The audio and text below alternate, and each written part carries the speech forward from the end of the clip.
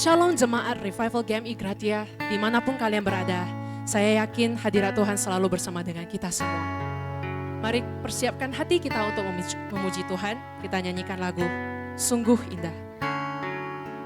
Dialah sahabat kita, kemanakah kita pergi jika kita jauh daripada rohnya.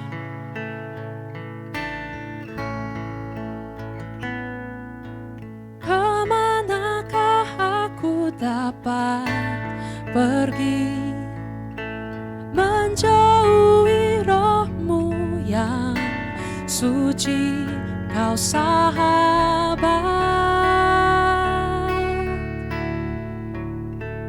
dan kau dekat.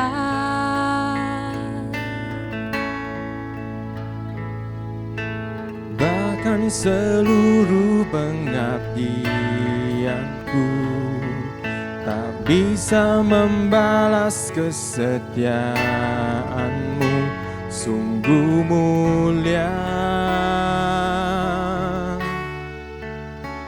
dan berharga. Sungguh besar pengorbananmu bagiku, terlalu dalam untuk dimengerti. Sungguh besar,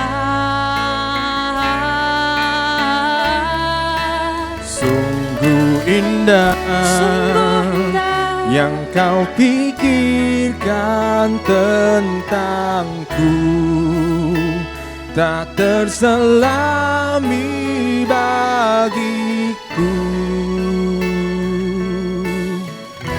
Sungguh indah, bahkan dengan seluruh pengabdianku Tuhan, aku tidak bisa membalasmu.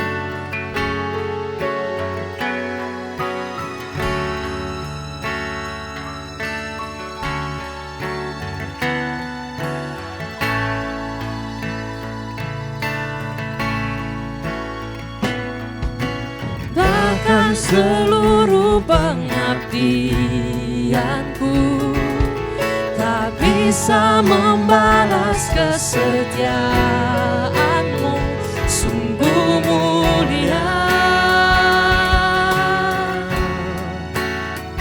dan berharga. Sungguh besar pengorbananmu bagiku, terlalu dalam untuk dimengerti. Sungguh besar,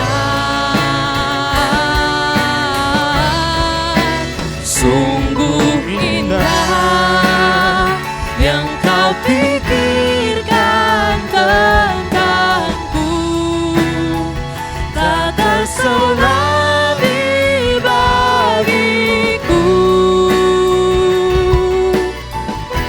Sungguh indah.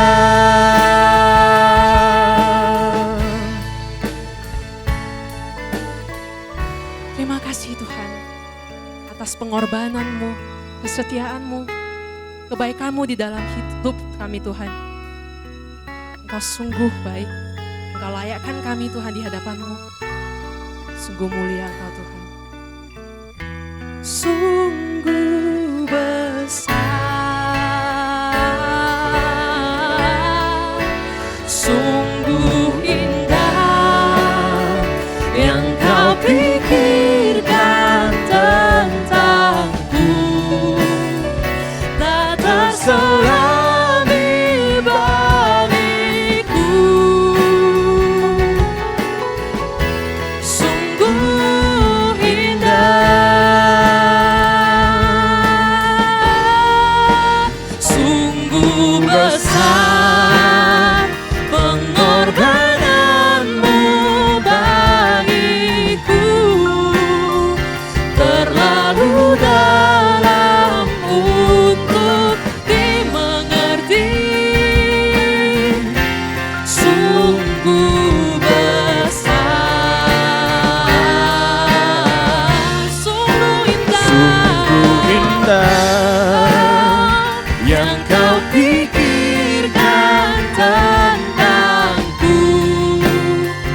akan terselami bagiku. Sungguh indah, sungguh indah, sungguh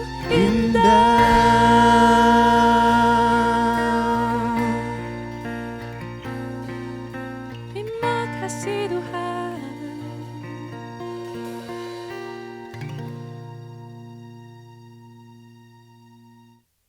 Masih semangatkah kita memuji Tuhan? Mari kita nyanyikan lagu Senada dengan Surga.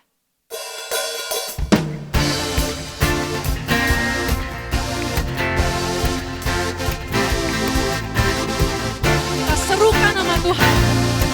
Tuhan, Engkau hadir di dalam setiap daripada kita, Tuhan.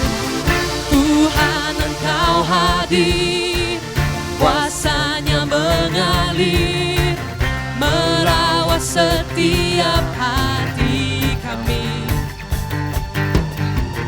Roh-Mu membebaskan, Roh-Mu membangkitkan, kebesaran-Mu dinyatakan. Diselamatkan untuk menyembah, datanglah kerajaan-Mu di dunia. Di hadapan tahta-Mu seluruh jiwa menyatu, nyanyikan pujian senada dengan surga. Kami datang bersatu, sembah puji nama-Mu, semesta bersuka bersama dengan surga. Tuhan, Engkau hadir dan melawat kami. Tuhan, Engkau hadir, kuasanya mengalir, merawat setiap hati kami. Roh-Mu membebaskan, Roh-Mu membebaskan, Roh-Mu membangkitkan, kebesaran-Mu dinyatakan, diselamatkan, diselamatkan untuk menyembah. Datanglah kerajaan-Mu di dunia. Di hadapan tahta-Mu seluruh jiwa menyatu, nyanyikan pujian senada dengan surga. Kami datang bersatu, sembah puji nama-Mu, semesta bersuka bersama dengan surga.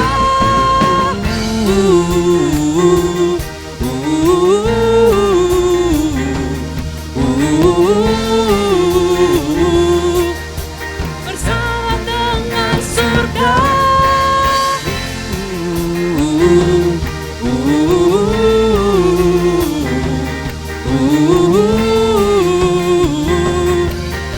Senada dengan surga, di hadapan tahta-Mu seluruh jiwa menyatu, nyanyikan pujian senada dengan surga. kami datang bersatu, Sembah puji nama-Mu, semesta bersuka bersama dengan surga.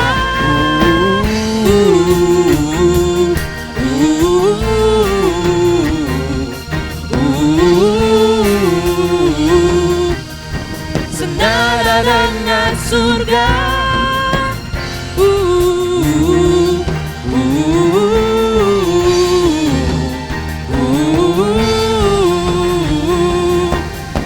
Senada dengan surga.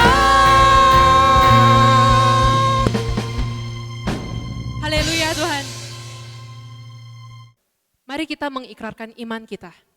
使徒心经，我信上帝全能的父，创造天地的主，我信我主耶稣基督，上帝的独生子，因圣灵感孕，由童真女玛利亚所生，在本丢比拉多手下受难，被钉于十字架，受死埋葬，第3天从死人中复活，升天，坐在全能父上帝的右边，将来必从那里降临，审判活人死人。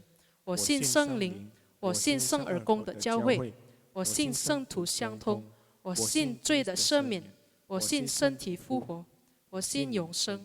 阿们。主祷文：我们在天上的父，愿人都尊父的名为圣，愿父的国降临，愿父的旨意行在地上，如同行在天上。我们日用的饮食，今日赐给我们，赦免我们的罪，如同我们赦免得罪我们的人，不叫我们遇见试探，拯救我们脱离凶恶。因为国度、权柄、荣耀，全是父的，直到永远。阿们。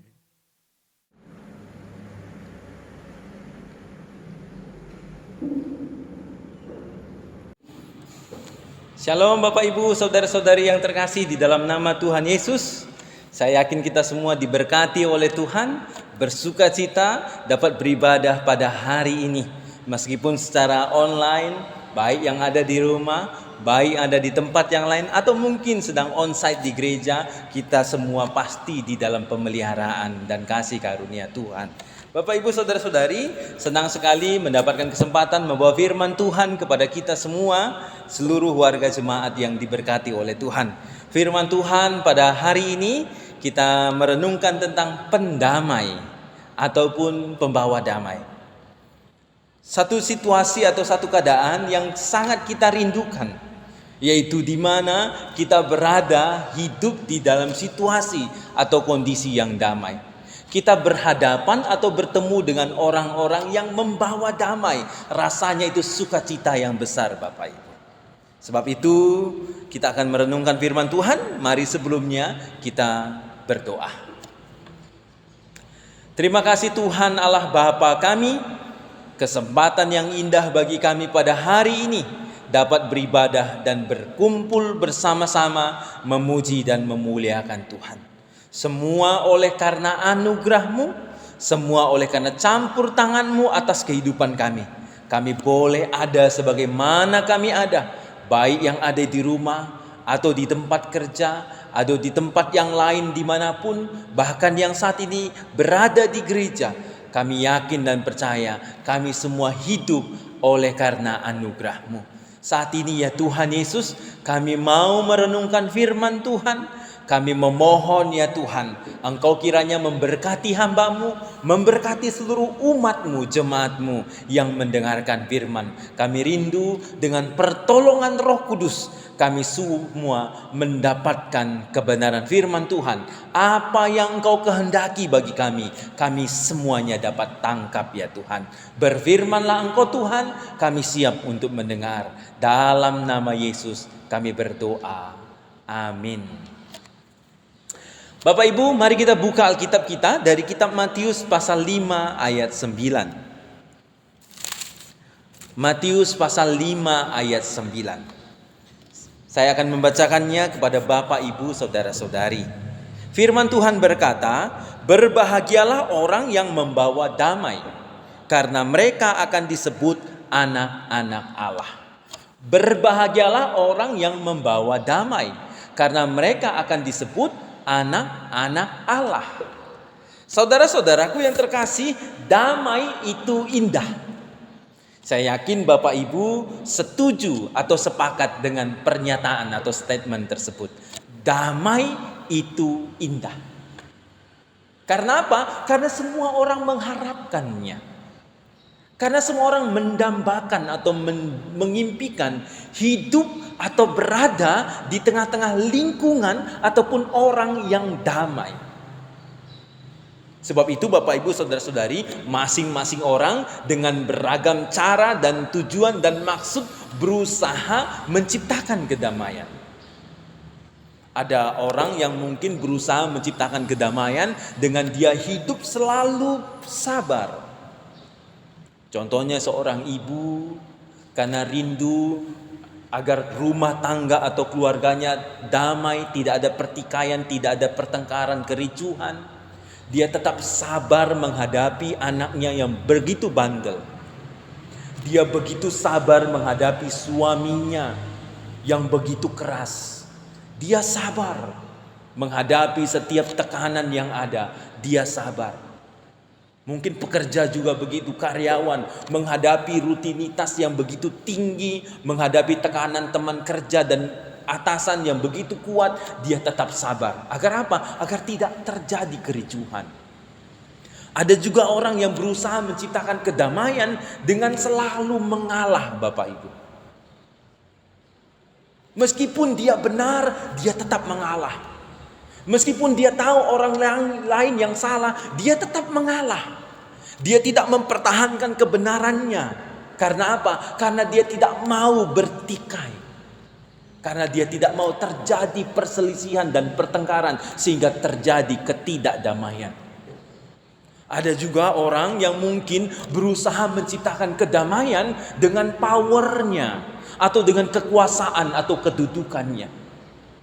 Dia orang yang hebat atau memiliki posisi yang tinggi mungkin. Dia akan mengatakan ini dan itu, memerintahkan ini dan itu agar semua hidup dengan tenang. Tidak ada yang komplain, tidak ada yang marah-marah karena takut terhadap seorang tersebut yang punya kekuasaan tersebut. Saudara-saudaraku yang terkasih dalam nama Yesus Kristus, semua orang memiliki cara, semua orang memiliki alasan untuk menciptakan kedamaian. Tetapi bagaimana kita sebagai orang yang percaya kepada Tuhan Yesus? Apa yang kita lakukan? Apa yang harus kita berbuat? Apa yang harus kita ketahui?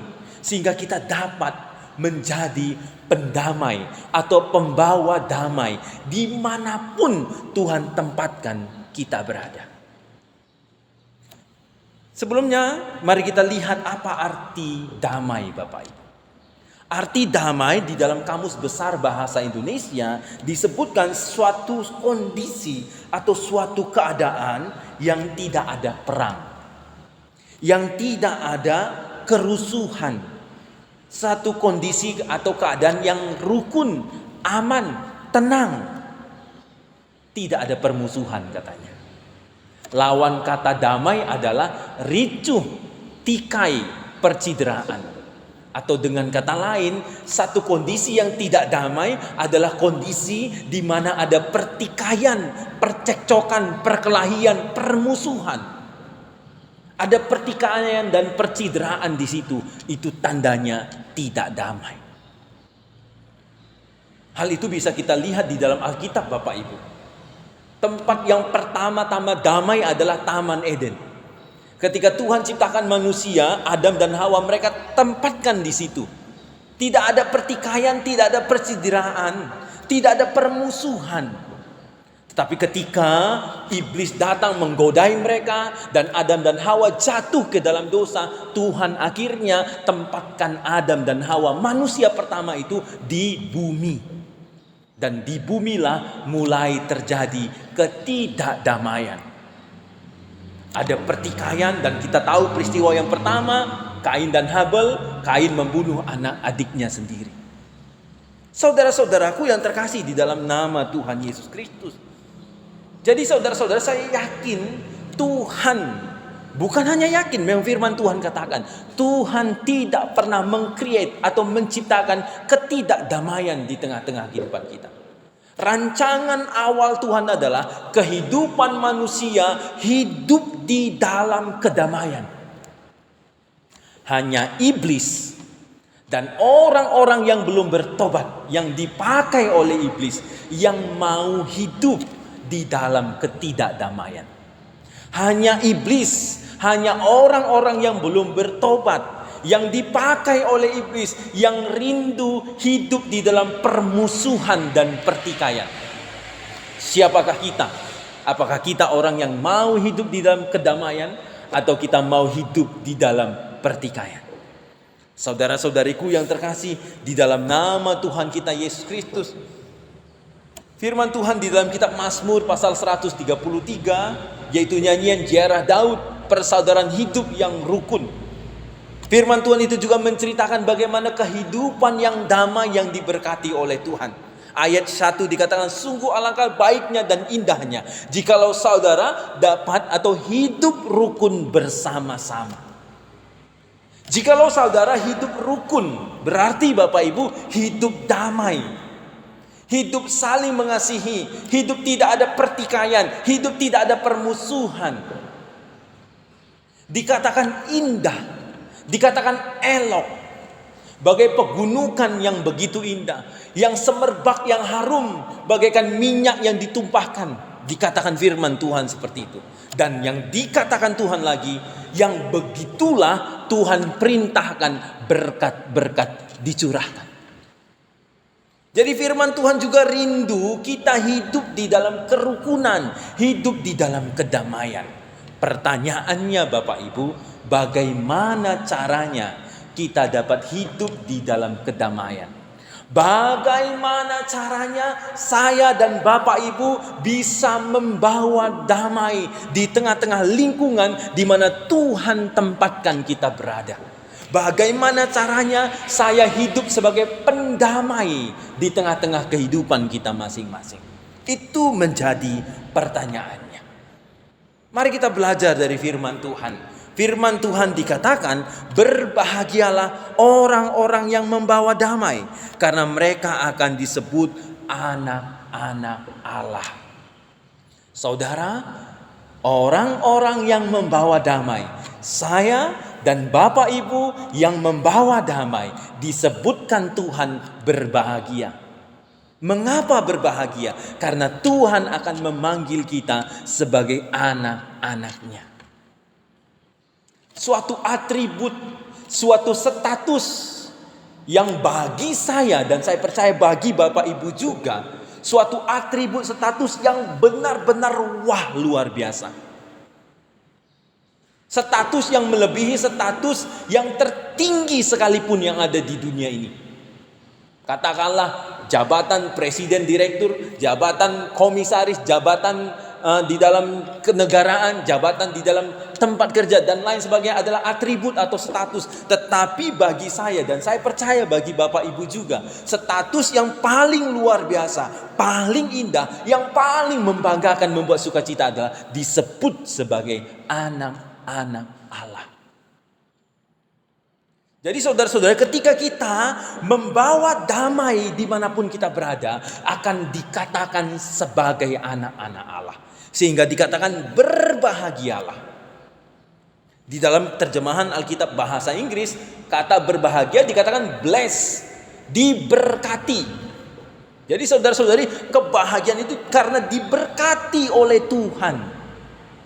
Kita menjadi orang-orang yang diberkati karena kita membawa damai. Karena dengan berkat Tuhan menyebut kita, bukan saja sebut, tetapi menempatkan kita dalam satu posisi sebagai anak-anaknya. Jadi jangan lupa Bapak Ibu saudara-saudari, Tuhan menganugerahkan kita sebagai satu status anak-anak Allah. Dan Tuhan memberkati kita ketika kita membawa damai. Bagaimana caranya membawa damai Bapak Ibu? Saya katakan juga di dalam terjemahan bahasa Inggris yang lain, bukan disebut sebagai membawa damai, tetapi peacemaker, yaitu menciptakan atau membuat kedamaian.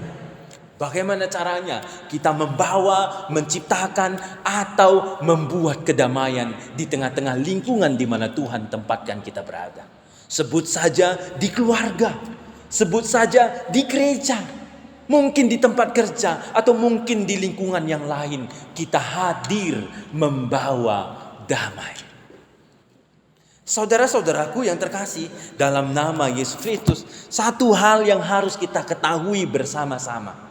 Orang yang membawa damai atau orang yang menciptakan atau membuat damai adalah orang yang sudah terlebih dahulu mendapatkan dan mengalami kedamaian dari Tuhan. Ini sangat penting Bapak Ibu.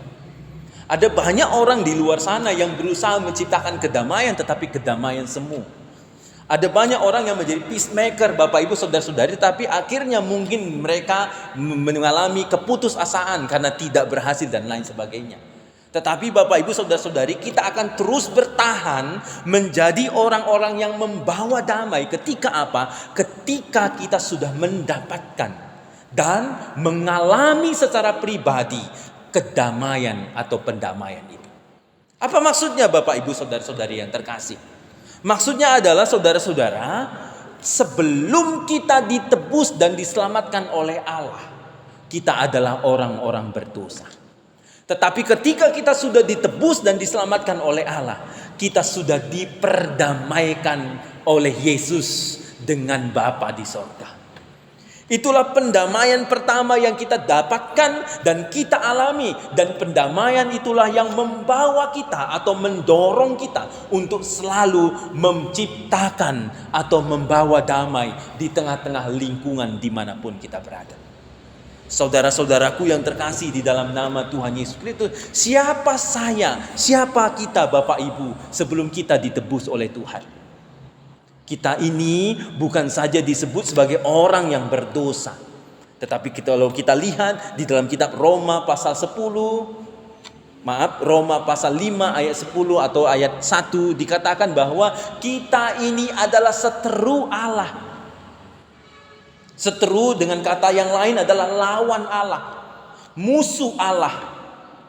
Jadi sebelum kita ditebus oleh Tuhan, kita ini tidak berdamai dengan Bapa. Kita ini berseteru, kita ini bermusuhan, kita ini menjadi lawan Allah. Benar Bapak Ibu. Karena apa? Karena kita adalah orang berdosa. Sedangkan Bapa di sorga adalah yang maha kudus. Yang berdosa dengan yang kudus itu tidak dapat bersatu. Tuhan sangat membenci dosa Bapak Ibu Saudara-saudari. Sehingga kita bukan saja disebut sebagai orang berdosa, tetapi kita disebut sebagai orang yang menjadi seteru Allah. Tetapi syukur puji kepada Tuhan kita Yesus Kristus. Karena apa? Karena dengan penebusannya, karya keselamatannya, Dia rela menjadi korban pendamaian. Dia mendamaikan kita dengan Bapa, dengan kita berdamai Bapak Ibu. Itu pendamaian yang pertama yang kita dapatkan. Pastikan apakah kita sudah mendapatkan pendamaian itu. Saya yakin dan percaya setiap kita yang mau bertobat, setiap kita yang menerima Yesus Kristus sebagai Tuhan dan Juru Selamat akan mendapatkan pendamaian itu. Hati kita akan selalu damai, hati kita akan selalu dipenuhi dengan sukacita, hati kita akan selalu dipenuhi oleh damai sejahtera yang daripada Tuhan itu. Ketika Tuhan sudah mendamaikan kita dengan Dia. Jadi saudara-saudara ibu yang terkasih di dalam nama Yesus Kristus, ketika kita sudah mendapatkan, ketika kita sudah mengalami pendamaian, maka kita dapat pergi, ditempatkan Tuhan dimanapun kita berada, kita menjadi pembawa damai. Saudara-saudaraku, bagaimana kita hidup sebagai pembawa damai? Sudah tentunya adalah kita harus hidup dengan tetap hidup di dalam terang firman Tuhan. Kita akan mampu dan dimampukan Tuhan menjadi pembawa damai di tengah-tengah kehidupan kita ketika kita hidup di dalam terang firman Tuhan. Kita dituntun oleh Roh Kudus untuk selalu berbuat seperti yang dikehendaki oleh Tuhan. Berpikir, bertindak di dalam hati juga sesuai dengan kehendak firman Tuhan.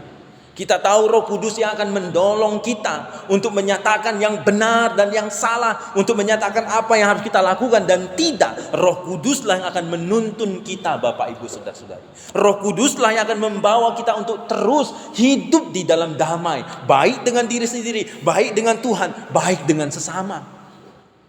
Pastikan kita hidup di dalam terang firman Tuhan. Jadikan firman Tuhan sebagai makanan rohani kita yang harus kita santap, yang harus kita nikmati hari demi hari. Maka yakin dan percaya firman Tuhan akan selalu menerangi kita. Saudara-saudaraku yang terkasih di dalam nama Yesus Kristus, Selain itu saudara-saudara, kita akan dapat menjadi pembawa atau pendamai di tengah-tengah kehidupan kita jikalau kita selalu hidup di dalam kasih. Ini sesuatu hal yang sangat penting Bapak Ibu. Identitas kita adalah identitas kasih. Identitas kita bukan terletak di dalam KTP kita yang ditunjukkan sebagai Kristen Bapak Ibu. Orang tidak dapat melihat KTP kita setiap saat. Tidak dapat melihat identitas kita sebagai pengikut Kristus dengan meminta menunjukkan KTP kita. Tetapi Bapak Ibu, orang akan melihat identitas kita sebagai pengikut Kristus ketika mereka melihat kasih di dalam kehidupan kita. Saudara-saudaraku yang terkasih di dalam nama Tuhan Yesus Kristus, panggilan kita adalah panggilan meneladani Yesus Kristus. Panggilan kita adalah panggilan untuk ikut hidup seperti Yesus Kristus. Saudara-saudaraku yang terkasih, karena begitu besar kasih Allah akan dunia ini, sehingga Ia telah mengaruniakan anaknya yang tunggal, supaya setiap orang yang percaya kepadanya tidak binasa, melainkan beroleh hidup yang kekal. Itu tertulis dalam Yohanes 3 ayat 16. Karena kasih Allah, karena Allah begitu mengasihi saya, karena Allah begitu mengasihi Bapak Ibu, karena Allah begitu mengasihi dunia ini, sehingga Dia merelakan anaknya yang tunggal, yaitu Yesus Kristus, untuk turun ke tengah-tengah dunia, untuk menderita dan juga untuk mati. Agar apa? Agar kita ditebus, diselamatkan dan mendapatkan kedamaian. Tidak ada alasan yang lain yang terlebih besar yang mau Tuhan lakukan itu semua, kecuali karena Dia mengasihi saya, Dia mengasihi Bapak Ibu. Tidak ada alasan kuat yang mendorong Yesus mau menyerahkan nyawanya bagi kita, kecuali karena Dia sangat mengasihi kita. Jadi Bapak Ibu saudara-saudari, Tuhan sangat mengasihi Bapak Ibu. Tuhan sangat mengasihi kita. Dan itu Dia buktikan dengan rela mati bagi kita. Dia rela mati bagi kita. Itu adalah bukti kasih Allah yang begitu besar. Jadi jangan sia-siakan hidup kita, karena Tuhan begitu mengasihi kita. Jadi saudara-saudaraku yang terkasih di dalam nama Yesus Kristus, kita dapat menjadi pembawa damai. Ketika apa? Ketika kita senantiasa hidup di dalam kasih. Kita mengasihi sesama, kita mengasihi suami atau istri kita, kita mengasihi saudara-saudara kita di dalam gereja, kita mengasihi orang-orang di tempat kita bekerja atau di kampus atau di universitas atau di tempat yang lain. Kita hadir dengan membawa kasih yang daripada sorga Bapak Ibu. Kasih Yesus yang selalu kita teladani, kita lakukan, kita tunjukkan di dalam kehidupan kita sehari-hari. Dengan begitu kita dapat membawa damai di tengah-tengah kehidupan kita. Ketika orang membenci kita, kita mengasihi dia. Ketika orang mungkin menggosipkan kita di belakang, kita mengasihi dia. Ketika orang mengkhianati kita, kita mengasihi dia. Ketika orang mereka-rekakan yang jahat kepada kita, kita mengasihi dia. Atau apapun perbuatan-perbuatan dosa yang dilakukan oleh manusia yang lain kepada kita, kita meneladani kasih Yesus, belajar mengasihi mereka. Dengan begitu kita dapat menjadi pembawa damai atau pendamai di tengah-tengah kehidupan kita. Yang selanjutnya Bapak Ibu Saudara-saudari, kita dapat menjadi pendamai atau pembawa damai di tengah-tengah hidup kita ketika kita meneladani Yesus Kristus. Yaitu ketika kita mau berkorban di dalam kehidupan kita. Kita mau berkorban Bapak Ibu. Yesus mengasihi kita sehingga Dia mau berkorban bagi saya dan bagi Bapak Ibu. Apa yang Dia korbankan Bapak Ibu? Tentunya yang pertama Dia korbankan adalah statusnya. Dia anak Allah bersama dengan Allah di sorga. Tetapi Bapak Ibu, Dia tidak mau mempertahankan itu. Dia justru turun ke tengah-tengah dunia. Lahir di kandang domba. Kita semua seburuk apapun situasi kita di masa lalu, kita tidak lahir di kandang domba. Kita pasti mendapatkan tempat yang lahir yang layak. Tetapi Yesus Kristus lahir di kandang domba. Menjadi anak dari orang tukang kayu. Lalu dia bertumbuh dewasa, akhirnya menghadapi apa yang sudah diperintahkan oleh Allah. Dia ditangkap, dia menderita, dan akhirnya mati di atas kayu salib. 2 minggu yang lalu kita sudah merayakan hari Jumat Agung, Bapak Ibu. Kita flashback sejenak, kita diingatkan sejenak bagaimana penderitaan Yesus. Penderitaan yang begitu besar yang dia alami. Dia bahkan rela mati di atas kayu salib, tersalib, begitu menderita. Penderitaan yang luar biasa, Bapak Ibu. Tetapi Bapak Ibu, dia rela mengorbankan hidupnya. Dia rela berkorban. Mengalami itu semua. Agar apa? Agar yang pertama, saya diselamatkan. Agar yang kedua, saya diperdamaikan dengan Bapa di sorga. Yang tadinya saya seteru Allah, lawan Allah, musuh Allah. Akhirnya saya diperdamaikan. Saya dapat bertemu dengan Bapa di sorga. Pengorbanan Yesus. Pengorbanan yang luar biasa. Pengorbanan yang tidak dapat ditandingi oleh pengorbanan apapun. Dia rela berkorban. Jadi saudara-saudaraku yang terkasih dalam nama Yesus Kristus, mari kita hidup rela berkorban. Apa yang perlu kita korbankan, Bapak Ibu? Ada banyak hal yang perlu kita korbankan. Tetapi yang lebih penting pada saat ini adalah ego kita. Keakuan kita. Ego atau keakuan kita, Bapak Ibu saudara-saudari. Sering sekali dalam satu hubungan, Bapak Ibu, hubungan yang saya katakan cedera oleh karena konflik, oleh karena perselisihan, tidak dapat berdamai kembali. Karena apa? Sering sekali yang menjadi masalahnya adalah masing-masing mempertahankan ego. Masing-masing mempertahankan ego.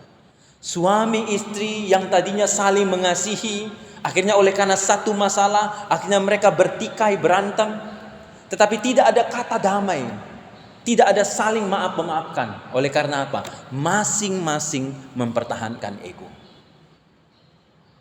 Orang tua tidak dapat merangkul anaknya.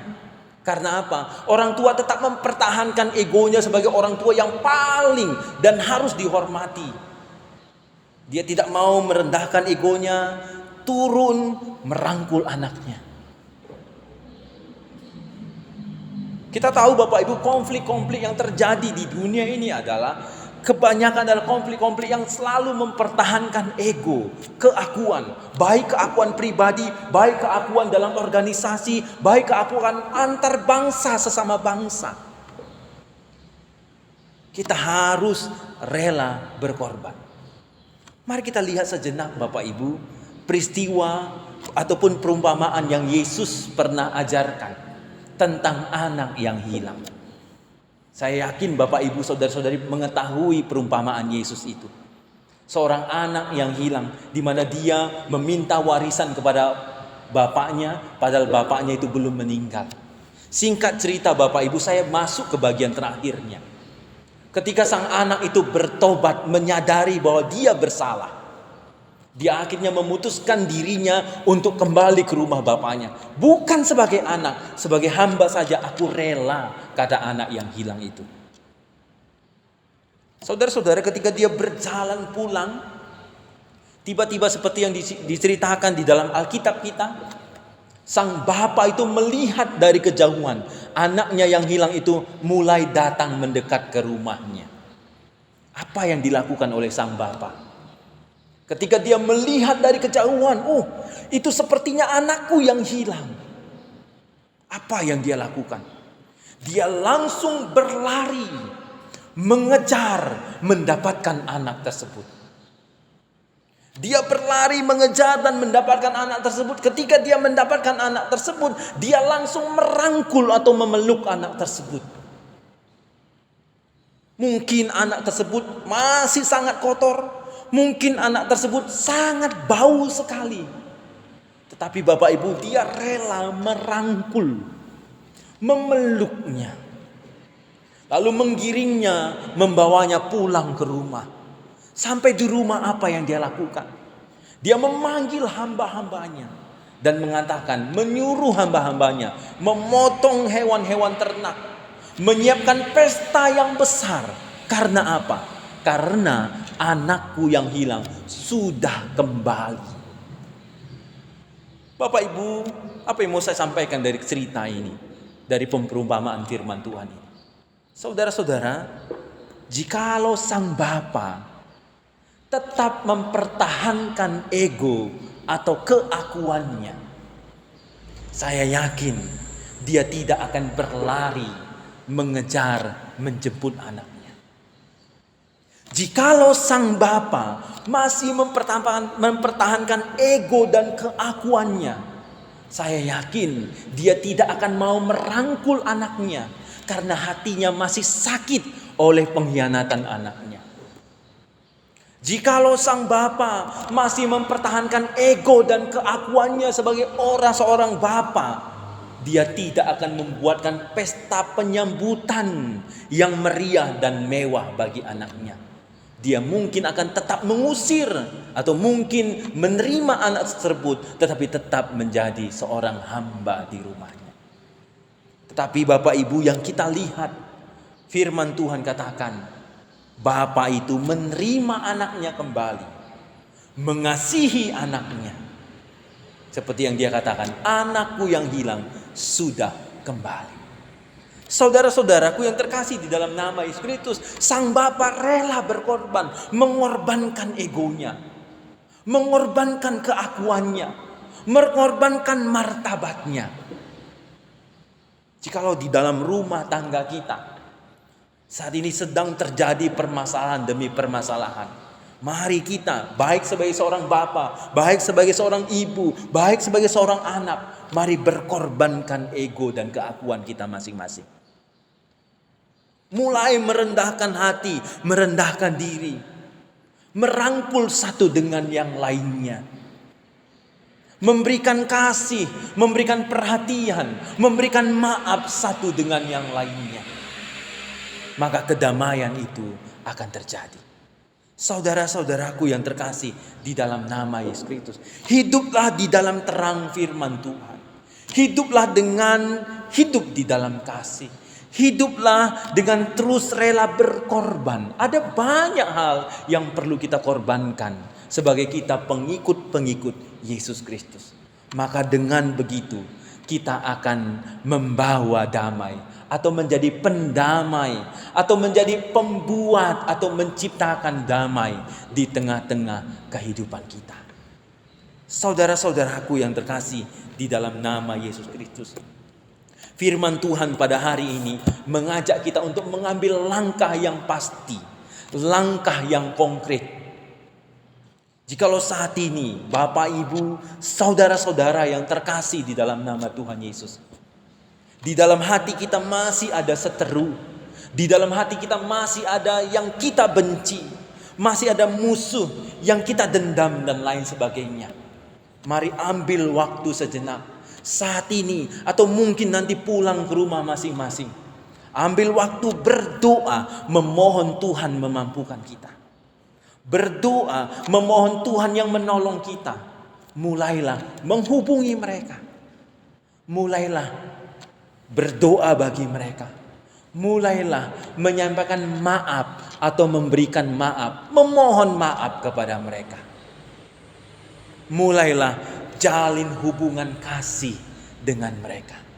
Maka yakin dan percaya akan terjadi kedamaian di tengah-tengah kehidupan kita. Akan terjadi kebahagiaan di dalam kehidupan kita. Akan terjadi sukacita yang besar bagi kita. Karena Tuhan akan mengatakan, oh alangkah indahnya apa yang engkau perbuat, anak-anakku. Saya yakin dan percaya kita semua, Bapak, Ibu, saudara-saudari, akan menjadi pendamai-pendamai, pembawa damai di dalam kehidupan masing-masing. Karena Tuhan sudah mendamaikan kita. Karena Tuhan mengasihi kita. Karena Tuhan rela berkorban bagi kita. Hiduplah menjadi pembawa damai. Tuhan memberkati kita. Amin. Mari kita berdoa. Terima kasih Tuhan Allah Bapa untuk waktu yang indah di mana kami boleh bersama-sama membaca dan merenungkan dan mendengarkan firman yang mengajarkan kami untuk menjadi pembawa damai di tengah-tengah kehidupan kami. Tuhan Yesus, kami sadari bahwa kedagingan kami begitu lemah. Kami sadari bahwa kami begitu sulit untuk menjadi pembawa damai. Tetapi sebab itu kami memohon kiranya Roh Tuhanlah yang menolong dan memampukan kami. Agar kami tetap hidup di dalam kasih, hidup di dalam terang firman Tuhan, hidup meneladani Engkau yang rela berkorban. Tuhan, ini kami anak-anak-Mu, kami siap Engkau pakai sebagai pembawa damai di tengah-tengah kehidupan kami. Kiranya dengan kehadiran kami di mana Engkau tempatkan kami berada, kami dapat membawa damai yang daripada Allah. Terima kasih Tuhan, inilah doa kami serahkan kepada Engkau. Dalam nama Yesus kami berdoa. Amin.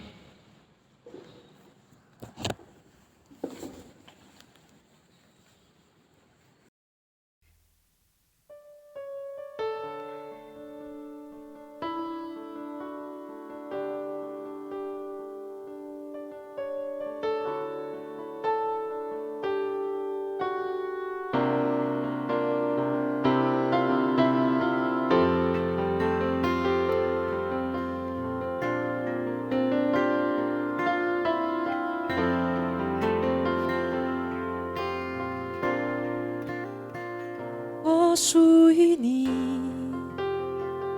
你是我永远的福分，只想日夜在你殿中献上敬拜，定睛在你的荣美，世上一切变黯淡，除你以外，我还能有谁？